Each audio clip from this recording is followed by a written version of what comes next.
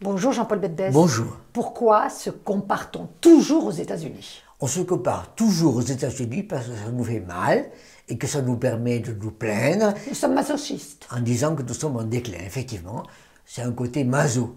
Alors les États-Unis ont 2% de croissance et plus, ont un peu plus d'inflation que la zone euro, mais surtout, ils ont un taux de chômage qui est moins de 4%.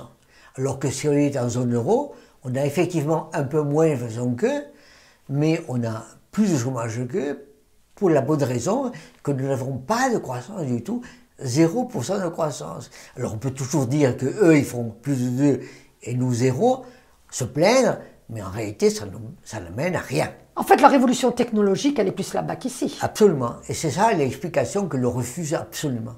C'est que les États-Unis sont en avance dans la révolution technologique, la révolution informatique par rapport à nous, que nous avons pris du retard et que nous avons de plus en plus de difficultés à le rattraper. Eux, ils vont bien, eux, ils vont mieux, parce qu'eux, ils sont plus capitalistes, ils aiment prendre plus de risques que nous, et nous sommes plus prudents. Et nous payons le prix de cette prudence. Alors pourquoi se comparer? Se comparer parce que ça nous permettrait d'avancer. Ça serait la bonne façon. Mais se comparer pour se plaindre, c'est la mauvaise façon. Malheureusement, c'est celle qui est la nôtre aujourd'hui, alors que l'on voit que les États-Unis se développent, que les États-Unis innovent et que les États-Unis, après Apple, ont Nvidia. Et qu'ils ont effectivement plus de croissance, moins de chômage, mais également, évidemment, plus d'inégalités. Ah, de grandes inégalités. Et oui, parce qu'ils sont plus capitalistes que nous.